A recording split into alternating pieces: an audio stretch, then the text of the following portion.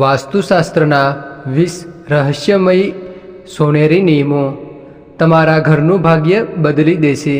આજે હું તમને બતાવવા જઈ રહ્યો છું એવા 20 ગુપ્ત વાસ્તુ નિયમો જેનું જ્ઞાન પૌરાણિક સમયમાં માત્ર રાજમહેલો અને મંદિરોમાં જ મળતું હતું। જો તમે આ નિયમોને જીવનમાં ઉતારશો તો માત્ર તમારું ઘર નહીં પણ તમારું ભાગ્ય પણ પ્રકાશિત થઈ જશે। તો પહેલું, મંદિરમાં ગંગાજળ। ઘરના પૂજા ઘરમાં હંમેશા ચાંદી કે પિત્તળના વાસણમાં એટલે કે ચાંદી કે પિત્તળના વાસણમાં ગંગાજળ અવશ્ય રાખો। ગંગાજળ માત્ર પવિત્રતા જ નથી આપતું પણ ઘરમાં શાંતિ અને સુખનો પ્રવાહ પણ વધારે છે। દર અઠવાડિયે એકવાર તાજું ગંગાજળ બદલાવાનું ભૂલશો નહીં। બીજું, તિજોરી માટે શુભ વસ્તુઓ। તિજોરી અથવા તમારા કેશબોક્સમાં હળદરના 5 દાણા અને એક શ્રીફળ એટલે કે તિજોરી અથવા તો જેમાં પૈસા રાખતા હોય તેમાં હળદરના 5 દાણા અને એક શ્રીફળ રાખવાથી ધનમાં વધારો થાય છે। દરેક દિવાળી બાદ આ વસ્તુઓને બદલવાથી ઘરનું ભાગ્ય નવી ઉર્જાથી ભરાય છે। તેમજ તિજોરીમાં હળદર, ચોખા અને ચાંદીનો સિક્કો રાખવાથી ધનની વૃદ્ધિ થાય છે અને તમારા ભાગ્ય પણ તેજ થાય છે। ત્રીજું, ગુરુવાર સિવાય અઠવાડિયામાં એક દિવસ દરિયામાં મળતા મીઠાથી પોતું કરો, એ ઘરનો માહોલ શુદ્ધ કરે છે। ચોથું, ભોજન બાદ થાળીમાં હાથ ધોવા નહીં, એ માતા લક્ષ્મીનું અપમાન ગણાય છે। પાંચમું, ઝાડુ એટલે કે સાવરણીને ક્યારેય પણ ઊભી રાખવી ના જોઈએ અને પગથી પણ અડકવી ના જોઈએ, એ ઘરનું સદભાગ્ય ખસેડી શકે છે। છઠ્ઠું, રસોડું હંમેશા સ્વચ્છ રાખો।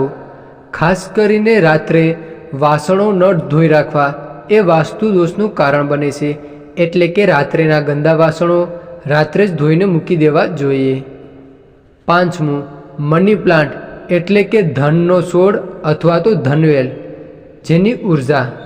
તો ઘરમાં ધનની વેલ એટલે કે મની પ્લાન્ટ ધનનો છોડ અવશ્ય રાખો, કારણ કે એ સકારાત્મક ઉર્જાનો સ્ત્રોત છે। તેના પીળા કે સુકાયેલા પાન તરત કાપી નાખો, નહીંતર તે નકારાત્મક ઉર્જા ફેલાવે છે। ધનના છોડને હંમેશા કાચની બોટલ કે પાત્રમાં પાણી સાથે રાખો અને પૂર્વ દિશામાં મૂકવો, એ ઉત્તમ માનવામાં આવે છે।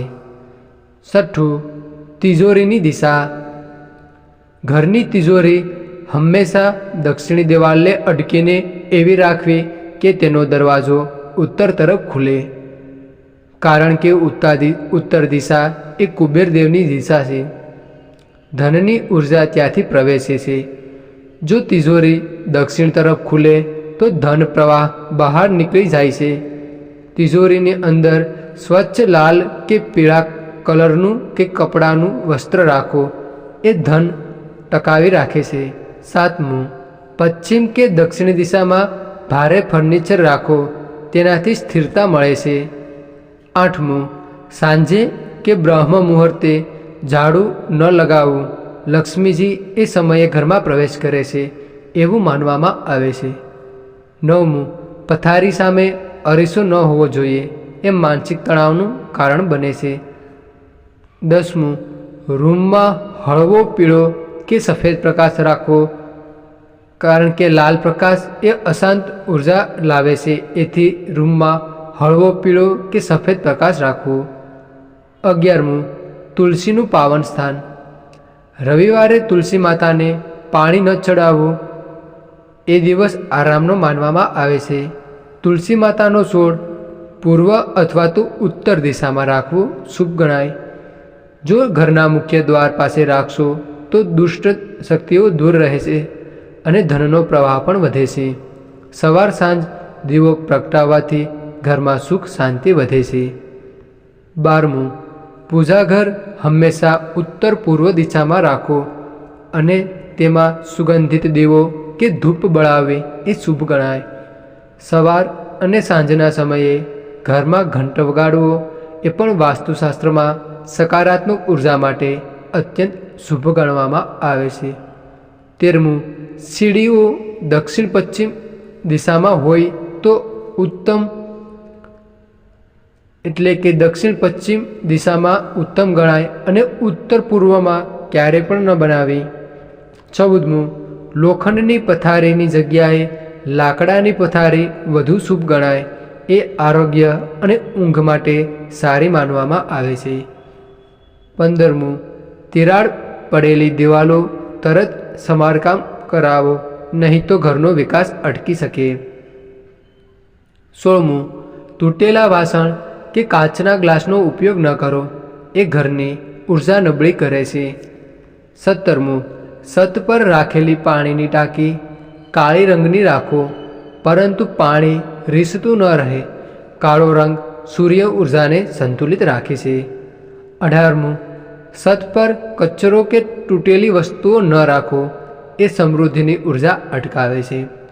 19મું, ઈશાન ખૂણો એટલે કે ઉત્તર પૂર્વ ખૂણો હંમેશા ખાલી અને પ્રકાશિત રાખો, એ જ ઘરની ઉર્જા એન્ટ્રી પોઈન્ટ છે, એટલે કે ઉર્જા આવવાનો જગ્યા છે.